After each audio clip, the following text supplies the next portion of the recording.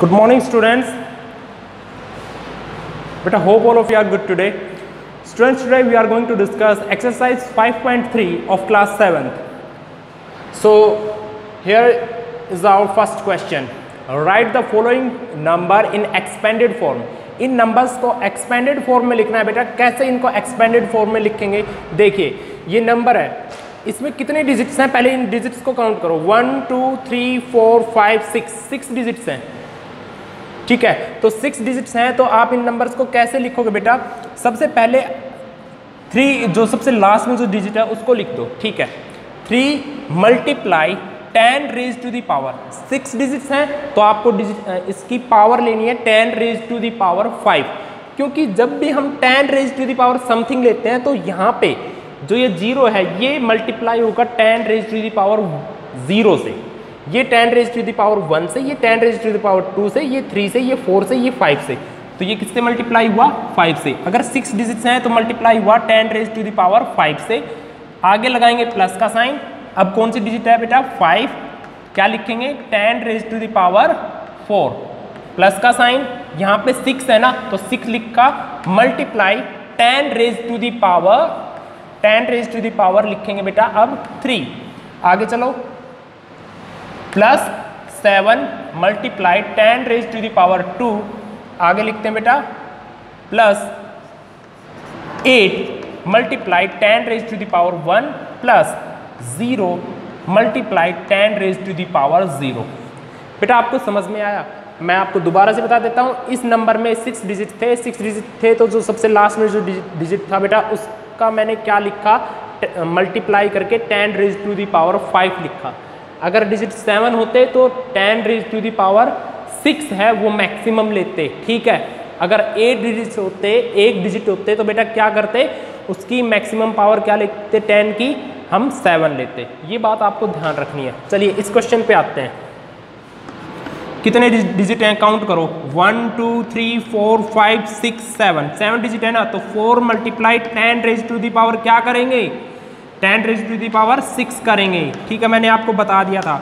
यहाँ पे 6 है, 6 लिखो. Multiply 10 raise to the power 5 plus 0 multiply 10 raise to the power 4 plus 0 multiply 10 raise to the power 3, ये वाला 0. ठीक है, अब आते हैं 3 पे. प्लस का 3 multiply 10 raise to the power क्या बच गया बेटा? 2. अब आ गया 2. ठीक है, अब फिर से प्लस का sign. 4 multiply 10 raise to the power 1 plus 9 multiply 10 raise to the power 0. बेटा आपको समझ में आया? ये वाला क्वेश्चन आप खुद करना. ठीक है, तो बेटा अब नेक्स्ट क्वेश्चन पे चलते हैं. नेक्स्ट क्वेश्चन के बारे में हम बात करेंगे. अभी मैं बोर्ड को इरेज करके नेक्स्ट क्वेश्चन लिख देता हूँ. ओके बच्चों, बेटा नेक्स्ट क्वेश्चन में दिया हुआ है कि right the following in scientific notation और इन स्टैंडर्ड फॉर्म. इनको साइंटिफिक नोटेशन और स्टैंडर्ड फॉर्म में लिखना है. तो कैसे लिखेंगे बेटा इनको साइंटिफिक नोटेशन और स्टैंडर्ड फॉर्म में?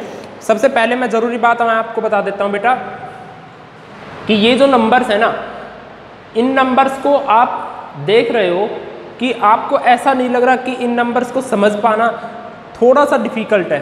ठीक है, अगर मैं इनको स्टैंडर्ड फॉर्म में लिख दूँ तो आपको एक पर्टिकुलर नंबर्स का पता चल जाएगा कि हाँ ये नंबर ये है. सपोज करो मैं बात करता हूँ बेटा कि what is the mass of earth. Mass of earth की बात करते हैं तो मैं बताता हूँ बेटा मास ऑफ अर्थ क्या होता है. रफली मैं आपको बता देता हूँ. ठीक है, 6 0 0 0 0 0 0 0 0 0 0 0 1 2 3 4 5 6 7 0 0. ये मास ऑफ अर्थ है बेटा. ठीक है, ये मास ऑफ अर्थ है. अब आप ये बताइए बेटा कि क्या ये आपको नहीं लग रहा कि it is very difficult to read it out कि क्या है ये नंबर? और मैं इस नंबर को सपोज करो ऐसे लिख दूँ. 6 multiply 10 raise to the power. कितना रेज टू दी पावर लिखें? पहले इन डिजिट्स को काउंट कर लो. 3 3 3 3 3 3 3 3 8 टाइम्स है 24 हो गई. तो multiply 10 raise to the power 24. बेटा आई या नहीं बात समझ में? ये जो जीरो है ना, ये जीरोज कितनी है टोटल 24 है, तो मैंने यहाँ पे क्या लिख दिया 10 रेज टू द पावर 24। ठीक है, सपोज करो मैं बात करता बेटा आपसे what is the mass of helium, mass of helium की बात करता तो वो कितना होता है बेटा, रफली मैं आपको बता देता हूँ, रफली है 0.000000011।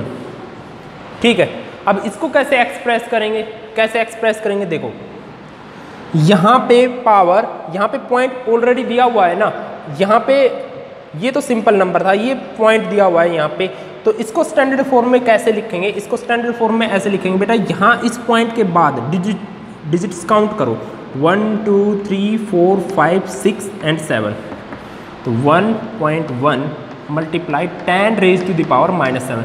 मैं दोबारा से बताता हूँ बेटा, देखो यहाँ पे इस पॉइंट से आपको डिजिट्स काउंट करना है 1 2 3 4 5 6 एंड 7, इस 1 तक, ये वाला 1 काउंट नहीं करना। रीज़न क्या है, रीज़न बेटा ये है, मैंने आपको स्टार्टिंग में जब इस चैप्टर का इंट्रोडक्शन बताया था तो मैंने आपको बताया था कि स्टैंडर्ड फॉर्म क्या होती है, स्टैंडर्ड फॉर्म होती है बेटा P multiply 10 raise to the power n। P क्या है, P बेटा क्या है, P यहाँ पे लिखता हूँ, P बेटा कोई भी वो नंबर है जो 1 से ग्रेटर और 1 के इक्वल है, 1 से ग्रेटर और 1 के इक्वल है, लेकिन लेस देन है, किससे लेस देन है, 10 से लेस देन है।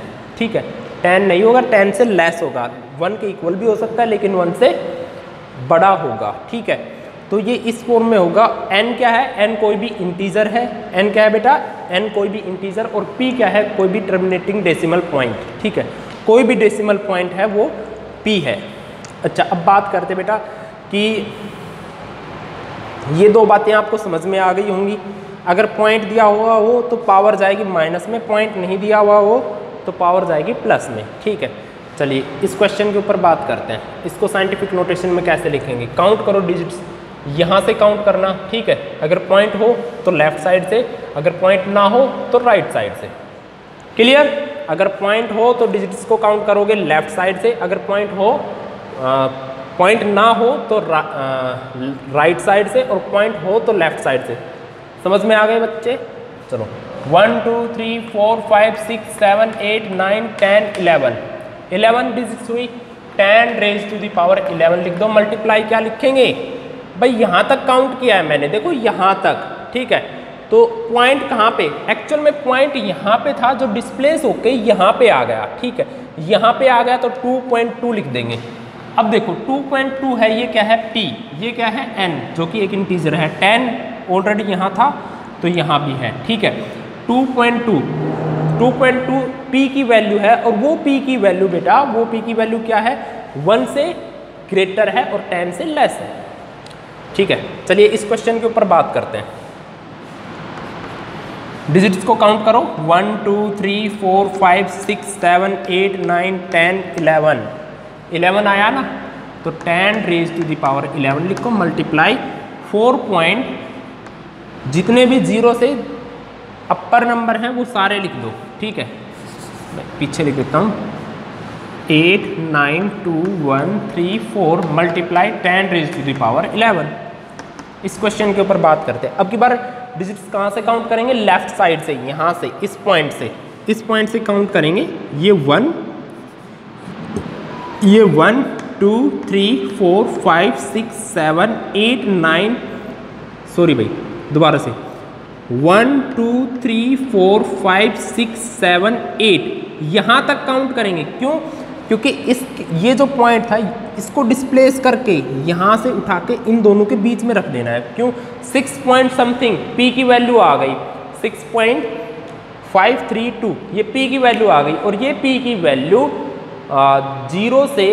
1 से बड़ी है और 10 से छोटी है। ठीक है, तो क्या लिखेंगे, 6.532 multiply 10 raise to the power 8 digits count हुए थे ना, 1 2 3 4 5 6 7 8, तो -8 लिख देंगे पावर को। बेटा समझ में आया या नहीं, आ गया बच्चों समझ में। चलिए अब मैं इसको इरेज कर देता हूं और नेक्स्ट क्वेश्चन लिख देता हूं। ओके, बेटा नेक्स्ट जो क्वेश्चन, थर्ड क्वेश्चन है, उसमें क्या बोला है बेटा, उसमें बोला है, आप बेटा अपनी बुक ओपन रखना, ठीक है। उसमें बोला है how many seconds are there in a leap year express in standard form, ठीक है। इनको स्टैंडर्ड फॉर्म में लिखना है, कैसे लिखेंगे? क्वेश्चन नंबर 3, क्वेश्चन में ये बोला है कि लीप ईयर में कितने सेकंड्स होते हैं। अब आपको पता है कि लीप ईयर में 366 तो डेज होते हैं, ठीक है, और वन डे में 24 क्या होते हैं बेटा, 24 आवर्स होते हैं, ठीक है। 24 क्या होते हैं बेटा, 24 आवर्स होते हैं, 24 घंटे होते हैं, ठीक है। इसके अलावा अगर मैं बात करूं एक घंटे में कितने सेकंड्स होते हैं, एक घंटे में 3600 सेकंड होते हैं बेटा, 3600 सेकंड होते हैं, ठीक है। अब बेटा क्या करना है, इन तीनों की मल्टीप्लाई कर देनी है, और इन तीनों की मल्टीप्लाई जो होगा वही हमारा आंसर होगा। क्या होगी इन तीनों की मल्टीप्लाई, 31 622 4 एंड 00, ये इन तीनों की मल्टीप्लाई आ जाएगी। ये मल्टीप्लाई आप खुद कर लेना बेटा, पहले आप इन दोनों की मल्टीप्लाई करना, जो रिजल्ट आए उसको इसके साथ मल्टीप्लाई कर देना और ये रिजल्ट आ जाएगा। ये आ गया, तो ये इतने सेकंड्स हमारे कितने किसमें होते हैं, एक लीप ईयर में होते हैं। इसको क्या करना है, इसको क्या करना है बेटा, इसको स्टैंडर्ड फॉर्म में लिखना है, ठीक है। तो स्टैंडर्ड फॉर्म में कैसे लिखेंगे, काउंट करो यहाँ से 1 2 3 4 5 6 7, तो क्या लिखें 3.16224, जीरो पीछे लिखने की जरूरत नहीं होती। ये बात मैंने शायद पहले आपको नहीं बताई, अब मैं बता रहा हूँ। जीरो जो पीछे की जीरो है ना, वो लिखने की जरूरत नहीं होती, अगर बीच में कहीं जीरो होती तो वो लिखने की जरूरी था, ठीक है, स्टैंडर्ड फॉर्म में। अब देखो 3 पॉइंट कितने डिजिट्स के बाद लगा, 1 2 3 4 5 6 7 डिजिट के बाद, तो multiply 10 raise to the power plus का 7, ठीक है। और 7 का आगे प्लस लिखने की जरूरत नहीं होती, क्योंकि वो चीज़ मैंने आपको पहले बता दी थी। अब नेक्स्ट क्वेश्चन पे चलते हैं बेटा, इसको इरेज करते हैं बेटा। बाकी के क्वेश्चंस हम कल करेंगे, ठीक है। कल मीन्स जैसे ही आपकी नेक्स्ट वीडियो अपलोड होगी तब करेंगे, क्योंकि अभी मेरे नेक्स्ट क्लास का टाइम हो गया, ठीक है। Thanks for watching my video, have a nice day.